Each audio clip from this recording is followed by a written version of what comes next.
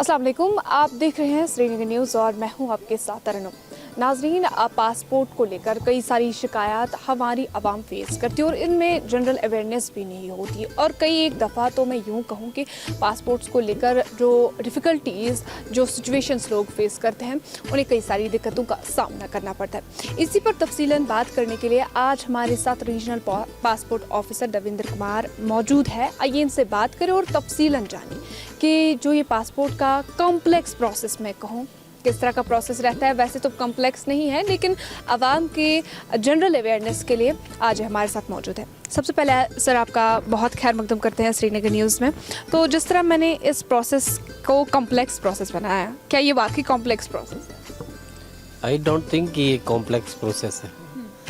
आप किसी भी चीज़ को जो आप चाहते हैं कुछ करना, जब तक उसमें घुसेंगे नहीं उसके प्रोसीजर, तब तक आपको लगेगा कि ये कॉम्प्लेक्स है। लेकिन जब जैसे आपने एक वो देखा होगा,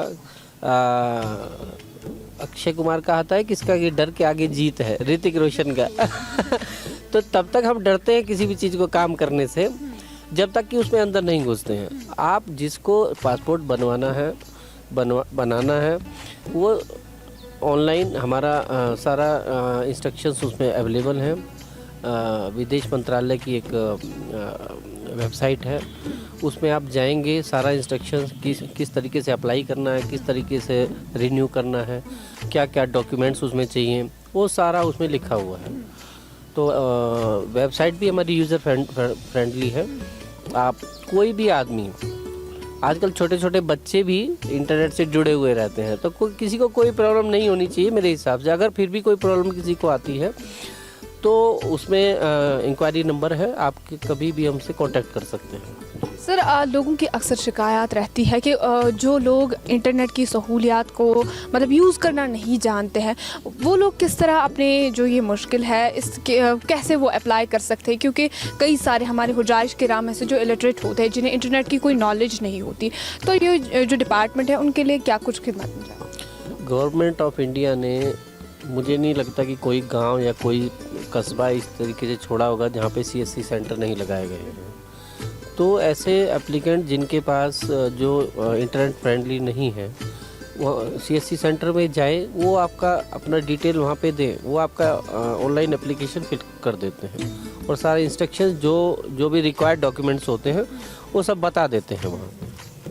अगर हाल ही एडवांसमेंट्स की बात करें तो हाल ही आपके डिपार्टमेंट के थ्रू 700 पासपोर्ट्स इशू किए गए और उसके बाद जो है डेट भी एक्सटेंड की गई थी, लेकिन तब भी लोग ये शिकायत कर रहे थे कि कहीं पे प्रोसेस कंप्लीट नहीं हुआ है, कहीं पे इन्वेस्टिगेशन कंप्लीट नहीं हुई है। तो लाइक लोगों को बहुत सारी डिफ़िकल्टीज फेस करनी पड़ती है। सो किस तरह डिपार्टमेंट उस चीज़ को, जैसे अभी हमने एक स्पेशल ड्राइव जो लगाया हज जाने के लिए, उसमें क्या है कि मोर देन 1000 हमारे पास एप्लीकेंट्स आए जिन्होंने हज के लिए अप्लाई किया है और हज कमेटी का वो रिकमेंडेशन भी लेके आए कि इनका पासपोर्ट थोड़ा जल्दी इशू कर दिया जाए। देखिए, हमारा एक प्रोसेस है पासपोर्ट इशू करने का, उसमें जम्मू कश्मीर और नॉर्थ ईस्ट स्टेट्स के लिए हमको एक अलग से इंस्ट्रक्शंस है कि यहाँ पे बिना वेरिफिकेशन के, पुलिस वेरिफिकेशन और CID की वेरिफिकेशन के बिना हम कोई भी पासपोर्ट इशू नहीं कर पाते हैं। और यहाँ पे तत्काल वाला फैसिलिटी भी बंद किया हुआ है। तो इसलिए देखिए, ये लोगों का कहना गलत है कि पासपोर्ट ऑफिस में हम गए थे तो हमारा प्रोसेस नहीं हुआ या इतना दिन हो गए हैं हमारा पासपोर्ट नहीं आया है।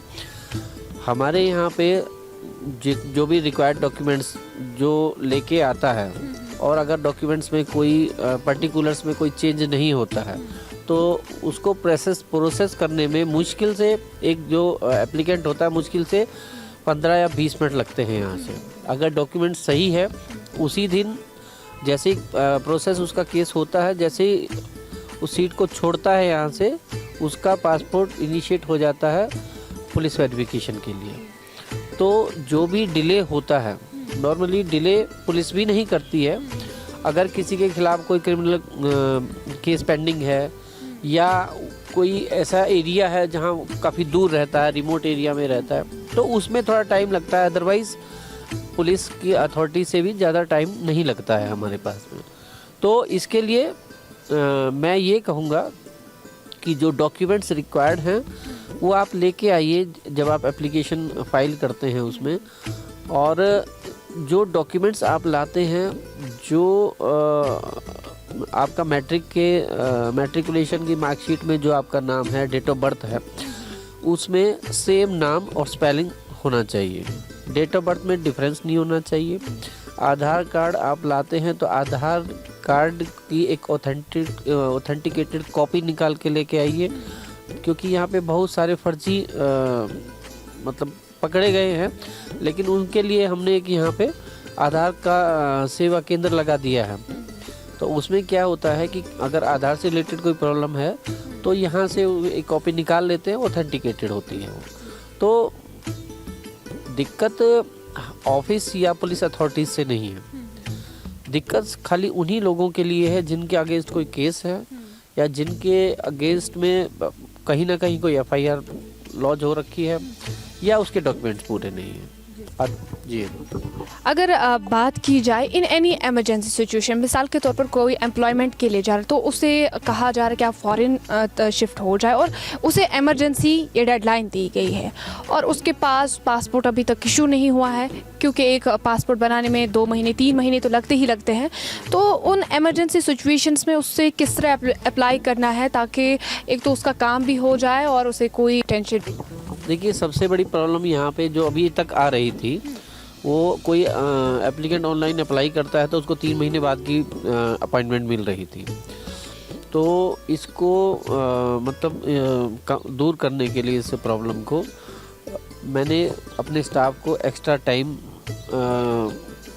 काम करने का मतलब प्रेशराइज़ किया है। प्रेशराइज़ क्या, मैंने उनको बताया है कि एक्स्ट्रा टाइम हम थोड़ा सा देंगे तो जो हमारा पेंडेंसी है उसकी वजह से ये प्रॉब्लम आ रही है। तो मैंने दिसंबर में यहाँ पे ज्वाइन किया था तो मोर देन 7,000 एप्लीकेशंस यहाँ पे पेंडिंग थी, जो आज की डेट में मैं आज बता रहा हूँ आपको 1250 या 1300 रह गई है। तो अब उस टाइम पे जो हमारा मई तक जो जा रहा था अपॉइंटमेंट, अभी वो धीरे धीरे नीचे आ रहा है और आपको 1 महीने में अपॉइंटमेंट मिल रही है। तो जो जिनको इमरजेंसी होती है, कोई मेडिकल इमरजेंसी है या कोई एम्प्लॉयमेंट का मसला है कहीं पे, उनको जल्दी जाना है, तो मेरा एक डिसीजन यह रहता है कि अगर मान लो उसको 2 महीने बाद का अपॉइंटमेंट मिला है या 1 महीने बाद का अपॉइंटमेंट मिला, मेरे पास कुछ रहता है जिसको मैं प्रीपोन कर लेता हूँ उनको। तो मैं देखता हूँ डॉक्यूमेंट्स पूरे हैं, अर्जेंसी है, तो उनका प्रीपोन करा के सेम डे प्रोसेस करा देता हूँ। और उनको एडवाइस भी देता हूँ कि आप पुलिस अथॉरिटी से संपर्क करें और जितना जल्दी वहाँ से उनका क्लियरेंस आता है सेम डे मैं उसको प्रिंट कर देता हूँ उसको।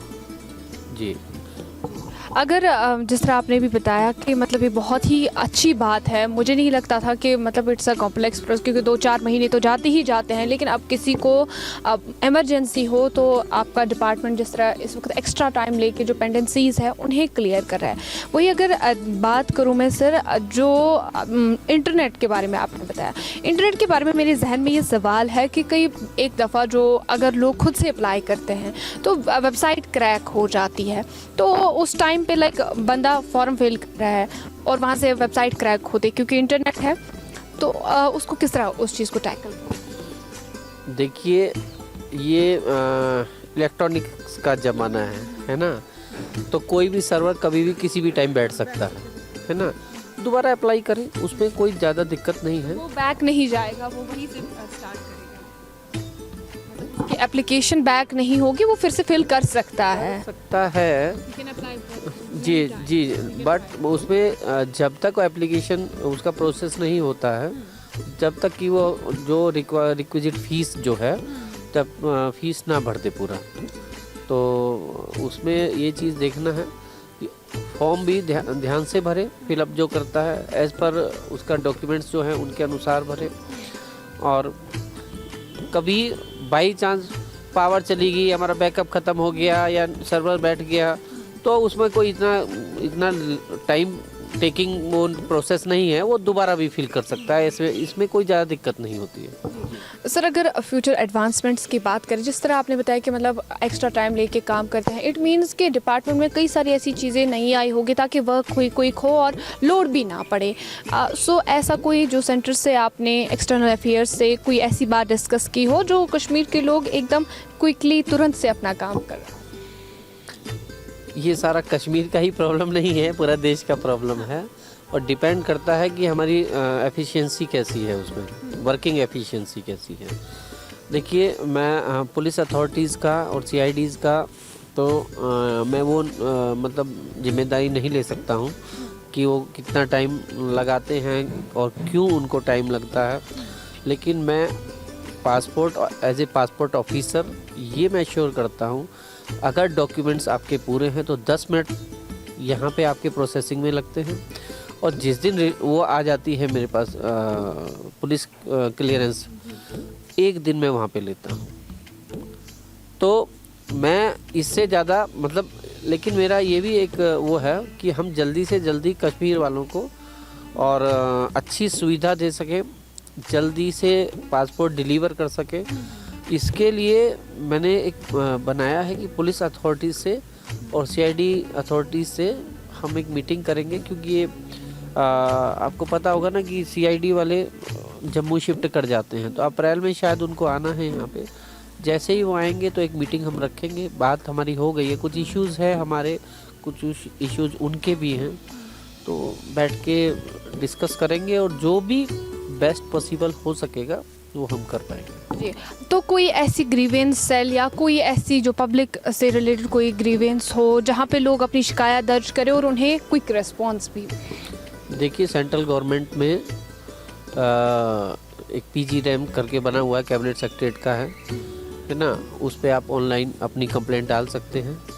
मैंने अपने ऑफिस के बाहर कंप्लेंट बॉक्स या सजेशन बॉक्स, किसी का कोई सजेशन है, हमारे सिस्टम में कोई अपडेट करना है, कोई अच्छा सजेशन है, उसको हम डेली खोलते हैं, वो डालें यहाँ पे। और फिर भी अगर कुछ नहीं होता है तो आप डायरेक्ट मेरे से आके मिल सकते हैं, मेरे को बता सकते हैं वो। जैसे आपने बताया कि लोगों में अवेयरनेस की कमी है, इसके लिए हमने प्लान बनाया है कि हम जितने भी हमारे रिमोट एरिया हैं या जहाँ पे इस तरीके के एप्लीकेंट्स हैं जिनको अवेयरनेस नहीं है कि क्यों कैसे अप्लाई करना है, क्या क्या रिक्वायर्ड डॉक्यूमेंट्स है, इसके लिए हमने एक प्रोग्राम बनाया कि जगह जगह पे हम जाके मंथ वाइज और बाय मंथली एक हम अवेयरनेस कैंप लगाया करेंगे यहाँ पे, और उनको वहीं पे वो फैसिलिटी देंगे। कोशिश करेंगे कि उनका एप्लीकेशन हम वहीं पे कराएं, लेकिन उसमें थोड़ा सा दिक्कत होती है, हमें अपना मिनिस्ट्री से परमिशन लेना पड़ता है उसका। लेकिन अवेयरनेस प्रोग्राम में कोई दिक्कत नहीं है, हम उनको बता सकते हैं कि क्या क्या रिक्वायर्ड डॉक्यूमेंट, ताकि उनको धक्के न खाने पड़े किसी भी तरीके से। तो इस कोशिश के लिए हमारी पूरी टीम की तरफ से बहुत मुबारकबाद। और ये भी एक ब्रिज बनता है आवाम के और एडमिनिस्ट्रेशन के खिलाफ, क्योंकि लोगों को अक्सर शिकायत रहती है कि इस सरकारी दफ्तर में गए तो वहाँ पे धक्के खाने पड़े, लाइंस में लगना पड़ा, लेकिन आप जिस तरह का काम कर रहे हैं वाकई में सराहनीय के काबिल है। शुक्रिया आपका अपना कीमती वक्त हमारे साथ देने के लिए। तो नाज़रीन, ये होती है अकाउंटेबिलिटी, मैं यूँ कहूँ कि जवाबदेही। आप देख सकते हैं इन्होंने किस तरह पब्लिक की और अपने बीच का एक जो पुल है उसे कितना स्मूथली बनाया है। एक ग्रीवेंस सेल यहाँ पासपोर्ट ऑफिस के बाहर है। आप एक सजेशन बॉक्स में यूँ कहो, आप अपनी डेली जो भी आपको रिलेटेड सजेशंस है वो वहाँ पे आप दर्ज करा सकते हैं। एंड अगर तब भी आपको कुछ नहीं बन रहा है तो आप डायरेक्टली इनसे आके मिल सकते हैं। वाकई में मैं यूँ कहूँ कि एडमिनिस्ट्रेशन और जो आवाम है उनके बीच का जो फासला एक किस्म का रह गया था वो किसी न किसी हद तक बहुत ही कम हो चुका है। तो इसी कोशिश के साथ हम कोशिश करेंगे कि आगे भी आप तक अवेयरनेस पहुँचाए मुख्तलिफ शोबाजात की। आज की रिपोर्ट में इतना ही, मुझे दीजिए इजाज़त। With camera person Bilal Bhatt, अल्लाह हाफ़िज़।